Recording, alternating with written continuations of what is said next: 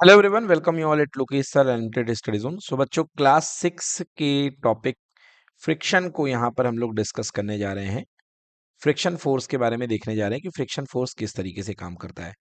तो बच्चों, फ्रिक्शन एक आपका जो फोर्स होता है ना, ये आपके रिलेटिव मोशन पे लगता है। मतलब it always opposes in the it always opposes the direction of motion. मतलब ये जो है, यदि आपके पास में सरफेस है और इसमें व्हील्स आपके आगे की ओर टर्न कर रहे हैं, ठीक है ना, मतलब मोशन आपकी कहाँ हो रही है, आगे की ओर हो रही है। अब ये आप मोशन देखिए, यहाँ पर जो है व्हील अगर इस तरीके से पीछे की ओर जा रहे हैं, ठीक है ना, यदि आपके यहाँ जा रहे हैं व्हील, ठीक है ना, तो आपका फ्रिक्शन कहाँ लगेगा बच्चों, अपोजिट डायरेक्शन में लगेगा, यहाँ पे फ्रिक्शन लगेगा, ठीक है ना।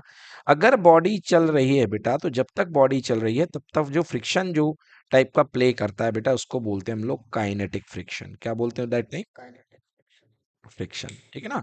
और फ्रिक्शन कब लगता है, जब बॉडी किसी दूसरी सरफेस के ऊपर या तो स्लाइड करने की कोशिश करती है या उस सरफेस के ऊपर बॉडी मूव करती है। समझ में आया। अब देखिए, फ्रिक्शन को जो फोर्स है बच्चों, उसको हम बोलते हैं सेल्फ एडजस्टिंग फोर्स। कैसा बोलते हैं, हाँ, ये जो फोर्स होता है बेटा, ये सेल्फ एडजस्टिंग फोर्स हुआ करता है, ठीक है ना।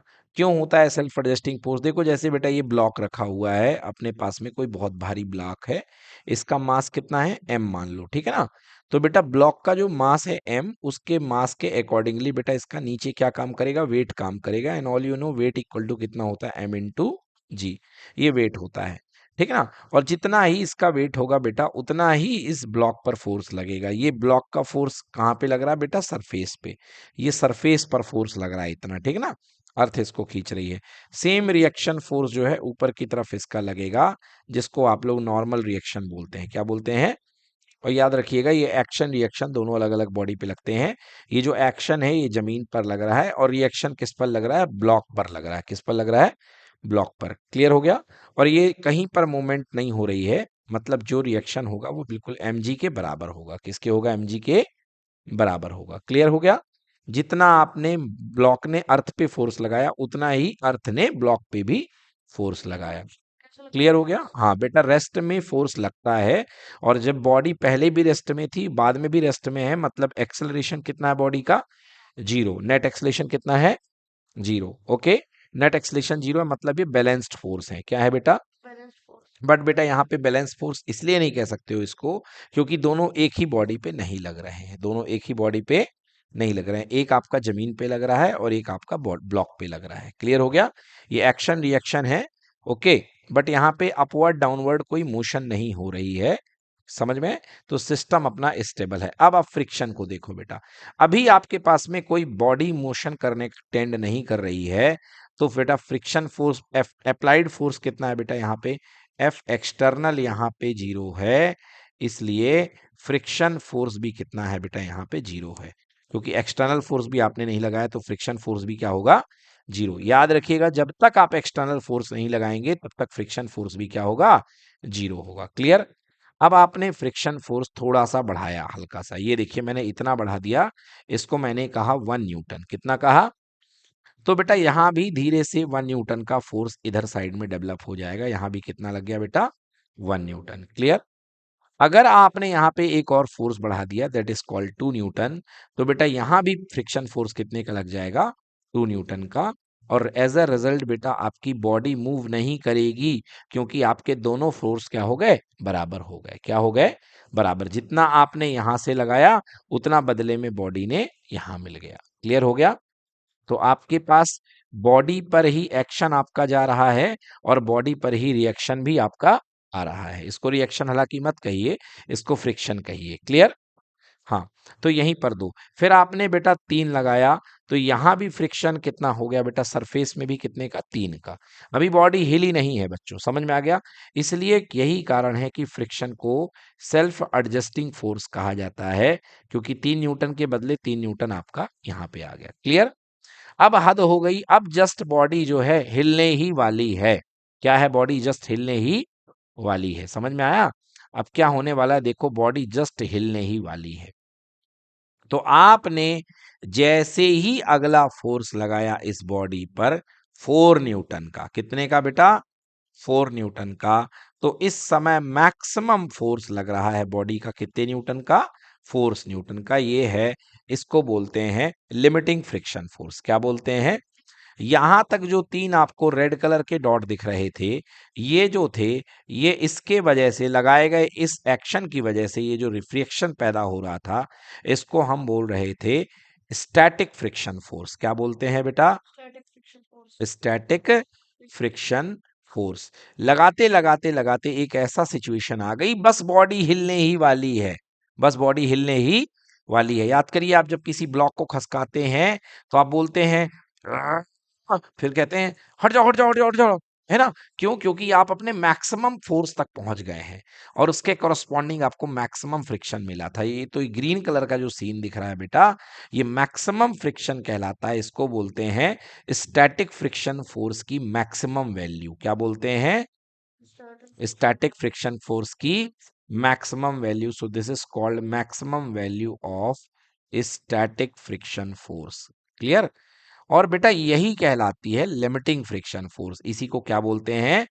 Limiting friction force. बेटा ये सबसे ज्यादा होता है। क्या होता है? सबसे। अगर इसके बाद अगर आप अपना फ्रिक्शन और बढ़ाएंगे, सॉरी, अगर अपना एक्सटर्नल फोर्स क्या होगा? और बढ़ाएंगे, तो जानते हैं आपका फ्रिक्शन बढ़ेगा नहीं बल्कि कम हो जाएगा। क्या हो जाएगा? कम हो जाएगा, क्योंकि अब ये घिसटना शुरू हो चुका है। अब इसके बाद आपका फ्रिक्शन थोड़ा कम हो जाता है। क्लियर है? आपने अगर कोई भारी सी बोरी खसकाई हो तो शुरू में तो आपको मेहनत लगती है, बट एक बार ये खसक जाए तो उसके बाद उतनी मेहनत नहीं लगती है। तो इसके बाद फ्रिक्शन क्या हो जाएगा? थोड़ा सा कम हो जाएगा। तो ये देखिए यहाँ पे, हाँ बिल्कुल सही, इंटरलॉकिंग जस्ट यहाँ पे ब्रेक होती है, बिल्कुल यहाँ पे इस पॉइंट पर इंटरलॉकिंग ब्रेक होती है। समझ में आ गया? और इसके बाद यहाँ ब्रेक हो जाती है तो फ्रिक्शन यहाँ पे कम हो जाएगा। क्या हो जाएगा? कम। तो ये कि यहाँ देखिए, आपका जो अप्लाइड फोर्स है वो तो आपने सबसे ज्यादा लगाया है, बट बदले में जो फ्रिक्शन मिला है वो कम मिला है। क्लियर हो गया? तो यहां पर क्योंकि फ्रिक्शन मोशन में आ चुका है, तो ये जो ग्रीन ब्लू वाला आपको दिख रहा है बेटा, इसको बोलते हैं काइनेटिक फ्रिक्शन। क्या बोलते हैं? क्लियर हो गया? तो फ्रिक्शन 3 प्रकार के आपने देखे हैं। सबसे पहला देखा आपने स्टैटिक फ्रिक्शन, जो मैंने आपको रेड कलर से दिखाया। कौन सा फ्रिक्शन? स्टैटिक। स्टैटिक फ्रिक्शन से सबसे बड़ा जो वैल्यू आई वो थी आपकी कौन सी? Limiting friction. क्या गई? Limiting friction. क्लियर हो गया? और लिमिटिंग फ्रिक्शन जो होता है, लिमिटिंग फ्रिक्शन के बाद अगला फ्रिक्शन जब बॉडी चलने लग जाती है, वो क्या होता है? Kinetic friction. क्लियर हो गया कि नहीं हो गया? बन जाएगा। अब अगर मैं आपको ग्राफ बना के दिखाता हूं बेटा, स्विच ऑन कर दो उसका। हम्म,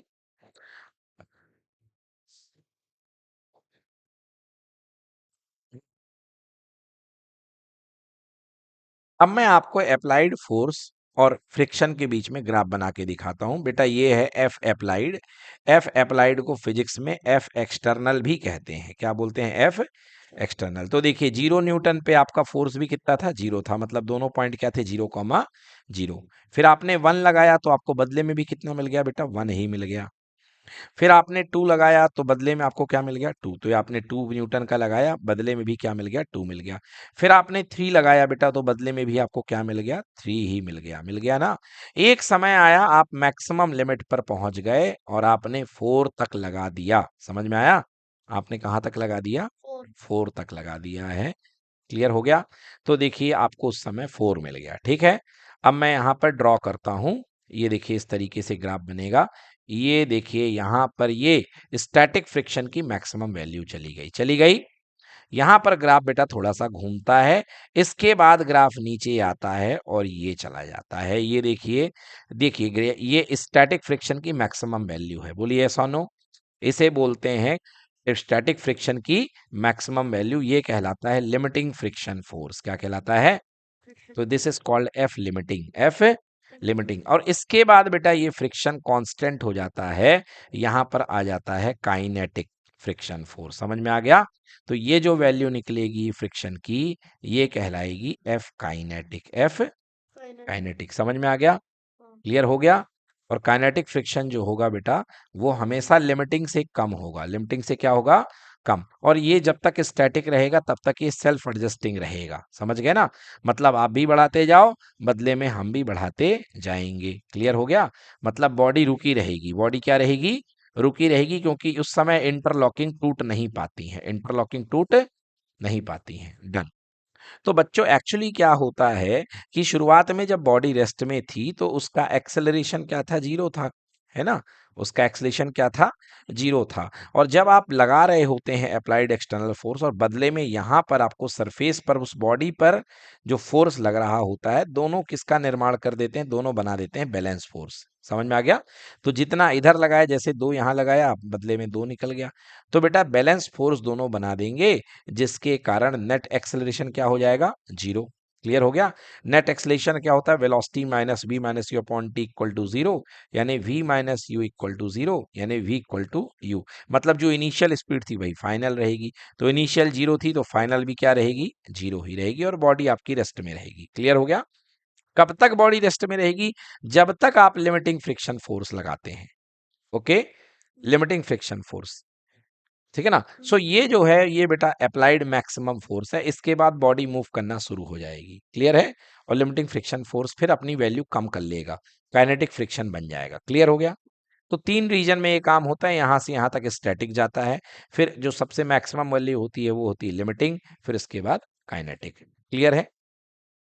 चलिए अब एक एक्टिविटी करते हैं इसको समझने के लिए। Relationship between the increase in weight on the surface and static friction. Relationship between the increase in weight on the surface and static friction. ठीक है? तो हम एक स्टैटिक फ्रिक्शन को समझने के लिए हम एक एक्टिविटी करते हैं। तो आइए करते हैं। सबसे पहले बेटा क्या करना है, यहाँ पर आपने एक रबर रख दिया है। ठीक है? यहाँ पर आपने रबर रख दिया। अब देखिए क्या करने वाले हैं, हम हेल्प लेते हैं क्योंकि एक्टिविटी दी गई है, और वन बाई वन हम जो है इस वेट को कुछ बदलेंगे, देखते हैं क्या करना है। तो यहाँ पर हमने हेल्प ले ली। Click on the rubber band and stretch it until the wooden block move. कह रहा है इसको क्लिक करो जब तक कि वुडन ब्लॉक मूव करने ना लगे। ठीक ना? चलिए इसको हम ये क्लिक करते हैं, और यहाँ पर इसको हम ले जाते हैं। देखिए आपने ये वुडन ब्लॉक मूव करना हमारा शुरू हो गया था। ठीक है? एक बार फिर से हम इसको कोशिश करते हैं। शायद हमारी कोशिश हो चुकी है, वुडन ब्लॉक एक बार हमारा मूव करना शुरू हो गया था। ठीक, इसको हम फिर से रीसेट करते हैं, है ना? यस, हम इसको रीसेट करना चाहते हैं। हमने इसको रीसेट कर लिया, जिससे कि समझ में आए। तो क्या करना है, फिर से यहाँ पे हमने लगाया इसको, और इसको पकड़ करके हमको खींचना है। ठीक है? ये खींच क्यों नहीं रहा है भाई?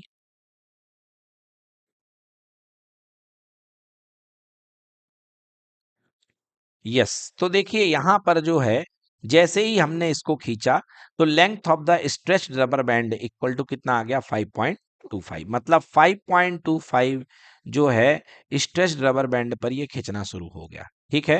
5.25 पर ये स्ट्रेच्ड रबर बैंड पर ये खींचना शुरू हो गया। चलिए अच्छी बात है, बहुत बढ़िया बात है। अब हम इसको फिर से हमने इसकी ओरिजिनल कंडीशन पे रख दिया, और अब हम ला करके इसके ऊपर हमने वेट रखना शुरू कर दिया। ये देखिए 500 ग्राम का हमने पहला वेट रख दिया। ठीक है? हमने क्या किया है, देखिए यहाँ पर हमने 500 ग्राम का इसके ऊपर पहला वेट जो है आपको दिखाई दे रहा है, ये रख दिया है। चलिए अब फिर से क्या करते हैं, अभी देखा आपने कि पहले कहाँ पर खींच रहा था, ये 5.25 पर। अब हम फिर से इसको खींचते हैं, इस डोरी को। हाँ, ये देखिए, अब देखिए अब क्या हो गया भाई साहब, अब यहाँ पर लेंथ आ रही है 6.5 की, 6.5 की। मतलब आप देख रहे हैं कि यहाँ पे 6.5 की लेंथ पर खींचना, मतलब हमको फोर्स बढ़ाना पड़ गया है। ठीक है ना? बढ़ाना पड़ा है कि नहीं पड़ा है? यस। ठीक है, इसको फिर नेक्स्ट एक्टिविटी करते हैं। एक और वेट को उठाते हैं और ला करके रख दिया हमने इसके ऊपर। फिर से वही काम किया, हमने इसको खींचा। इस बार जो लेंथ आ रही है वो 8 आ रही है, या 7.75। फिर वही काम करेंगे। ठीक है, यही हमको लगातार ये काम करना है, और हमने इस बार ये वेट को उठाया। क्या हम कोशिश करते हैं? नहीं नहीं, एक बार में एक ही वेट जाएगा। और इस बार हमने फिर से खींचना शुरू किया। आप देखिए कितना आ रहा है, 9 सेंटीमीटर। ठीक है, यहाँ पर फिर से 9 सेंटीमीटर आ गया। एक वेट हमने और रख दिया। हमने फिर से इसको खींचने का प्रयास किया। इस बार ये आ रहा है 11 सेंटीमीटर, या 10.25 पर। वेरी गुड, बहुत बढ़िया एक्टिविटी जा रही है हमारी। एक बार हमने और वेट बढ़ाया। यस, और हमने फिर से इसको खींचने की कोशिश करी तो कितना आ गया है 11.5 सेंटीमीटर। ठीक है, तो आप जहाँ देख रहे हैं कि जिस तरीके से आप अपना एक्शन बढ़ाते जा रहे हैं, फोर्स का वेट बढ़ाते जा रहे हैं, है ना, ये अपने पास में इसको जो अपना लेंथ है ना रबर बैंड की, वो बढ़ती ही जा रही है। रबर बैंड की लेंथ बढ़ती जा रही है, 12.75 हो गया है। यस, एंड लास्ट वेट हम इसको भी अप्लाई कर लेते हैं। ये हमने लास्ट वेट अप्लाई कर लिया और अब हमारे पास जो लेंथ आ चुकी है लगभग 14 सेंटीमीटर की आ चुकी है। ओके, तो अब हम देखिए, यस, अब हम इसका ग्राफ बनाते हैं। क्या बनाते हैं? इसका ग्राफ बनाएंगे। ये हमारे पास में अप्लाइड वेट है, जो हमने मास अप्लाई किया है, और ये हमारे पास लेंथ ऑफ रबर है। लेंथ ऑफ रबर है। देखिए, फर्स्ट वाले में पॉइंट आपका आया था, आपने अप्लाई कितना किया था? 1.5 किलोग्राम का। उस समय आपके पास में डिस्टेंस कितनी आई थी? 5.25। क्लियर? क्योंकि जो ब्लॉक था आपका वो 1 किलोग्राम का था, फिर 0.5 आपने रख दिया था, है ना, तो ये हो गया। इस तरीके से अलग अलग पोजीशन पर ये देखिए आपने बढ़ाया, और अब आप यदि इसको ज्वाइन कर देते हैं तो ये ग्राफ आपके पास में आ रहा है। Clear? The interlocking of the irregularities between the surface and the block in the table increases as weight in the block increases. ठीक है ना? Static friction increases with increase in the weight. तो आप देख रहे हैं जैसे जैसे आप वेट बढ़ा रहे हैं, वैसे वैसे हमको ज्यादा लेंथ जो है, इंटरलॉकिंग बढ़ती जा रही है। इंटरलॉकिंग बढ़ती जा रही है। क्लियर हो गया? और इंटरलॉकिंग बढ़ेगी तो आपको ज्यादा लेंथ मिलने खींचनी पड़ेगी। क्लियर हो गया? क्लियर है ना? मतलब एक्चुअली लेंथ का मतलब क्या है? लेंथ का बढ़ रही है डोरी की, मतलब फोर्स अप्लाइड आपका बढ़ रहा है। फोर्स अप्लाइड आपका बढ़ रहा है, तो डोरी में आपके जो है फोर्स बढ़ता जा रहा है। ठीक ना? तो ये हमने इसमें इन्फ्रेंस देख करके हमने ऑब्जर्वेशन कर लिया है कि the interlocking of the irregularities between the surfaces of the block and the table increases as weight on the block increases, static friction increases with increase in weight। तो बच्चों, ये हो गया हमारा experiment complete. Thank you so much.